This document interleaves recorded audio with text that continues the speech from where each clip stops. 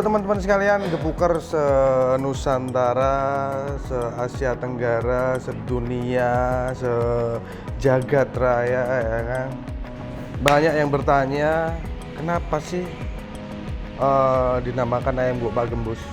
Kenapa ayam gepuk? Kenapa Pak Gembus ya kan? Oke, sebenarnya ayam gepuk itu, gepuk sendiri itu saya cari nama yang sebenarnya selama ini belum pernah orang banyak pakai. Kalau geprek kan udah ada orang pakai, penyet ya kan. Saya cari apa sih nama yang belum pernah keluar ya, gepuk yang hampir sama ya artinya ya. Akhirnya saya ketemu gepuk karena gepuk itu dibaca Jawa artinya hancurkan, ibaratnya hajar, hancurin gitulah. Itu arti gepuk. Dan kalau Pak Gembus sendiri, ya Gembus tuh panggilan saya sejak kecil, panggilan saya kecil lah, panggilan saya kecil. Saya sering dipanggil Gembus karena saya banyak ngomong. Jadi kalau di Jawa tuh orang yang banyak ngomong, cerewet tuh sering dipanggil Gembus ah kue, Gembus ah kue ya. Gembus, banyakan ngibul, banyakan ngomong. Nah, itu kalau di Jawa. Kenapa Pak? Ya karena Pak itu arti kata universal. Jadi alangkah baiknya saya pakai nama Pak karena Pak itu sifatnya universal. Pak semua ya Pak. Kalau Pak ya Pak, nggak ada kata lain. Jadi ayam Pak Gembus asal mulanya seperti itu. Jadi nggak ada asal mulai story yang harus ceritain panjang, nggak ada. Simpel sih. Kata itu nama semalam saya dapat.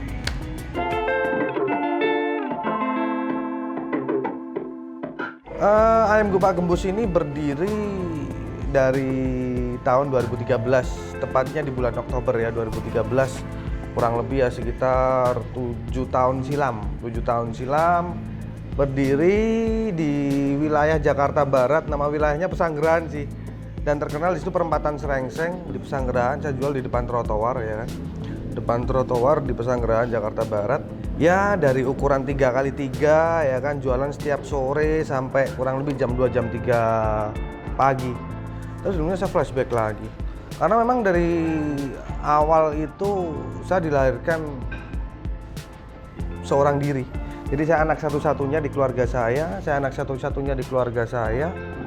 laki lagi kan, bukan keluarga yang berada, bukan keluarga yang kaya raya, yang wah gitu enggak. Jadi saya anak desa, tepatnya salah satu di desa kabupaten di Magelang ya kan, nama desanya Jambewangi, dusunnya Bugel ya, Kecamatan Secang, Jawa Tengah, di daerah Magelang.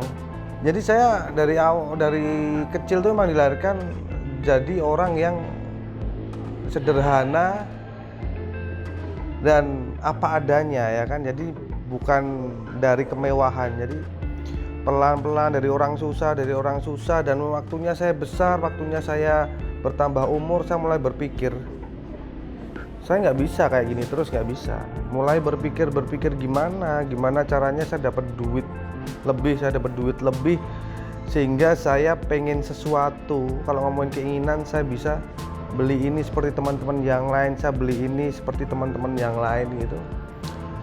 Akhirnya saya berpikir saya harus melakukan sesuatu karena pada prinsip saya sendiri sudah mulai bisa berpikir ketika saya besar, mulai mau lulus SMA, mulai kuliah ya kan, walaupun kuliah nggak lulus, saya mulai berpikir saya anak satu-satunya di keluarga saya. Ketika bapak ibu saya sakit, kembali lagi hanya saya yang ini bertanggung jawab untuk menyehatkan beliau semua.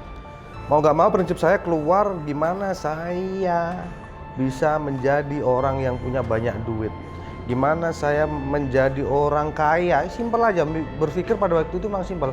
Cita-cita saya cuma pengen jadi orang kaya.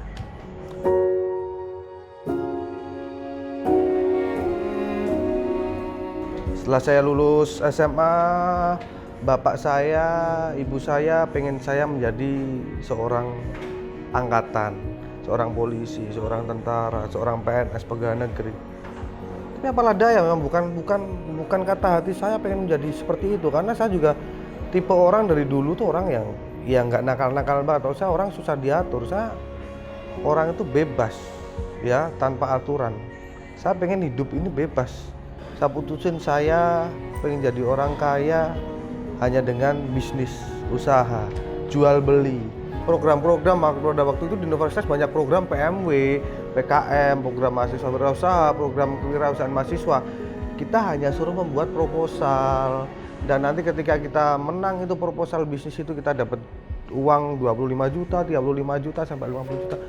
Akhirnya saya coba bikin proposal. Alhamdulillah saya bikin proposal dengan cari informasi di warnet ya kan. Pada waktu itu saya punya ide, saya pengen mengembangkan budidaya atau ternak lele, pembesaran lele. Karena di Jawa ada lahan punya kakak yang tidak terpakai. Karena saya bikin proposal dengan proposal ya sedikit-sedikit. Yang penting proposal saya menang ya kan, dapat duit 25 juta, 35 juta. Alhamdulillah menang. Saya 2 kali menang, saya dapat duit 25 juta, 35 juta. Saya menang.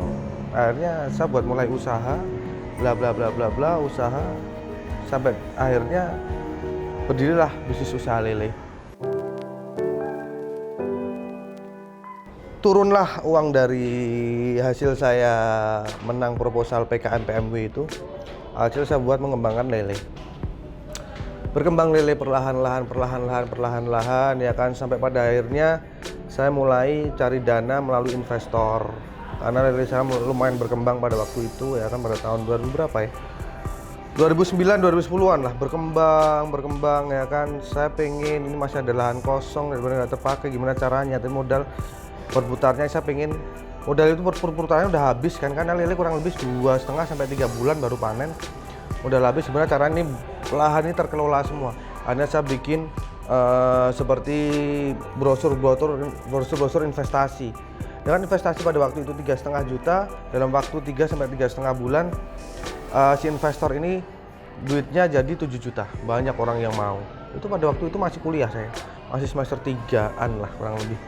Banyak berbondong-bondong investasi, akhirnya lahan itu terpenuhi sampai kurang lebih saya punya 12 sampai 15 kolam lele, dengan satu kolam itu ukuran kurang lebih 10 kali 10 meter dengan kolam terpal. Satu kolamnya terisi 10.000 lele kurang lebih.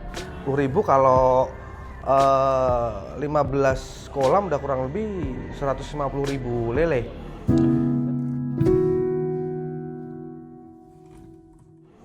Ya orang lebih udah jalan-jalan ya, yang namanya alam kita nggak tahu.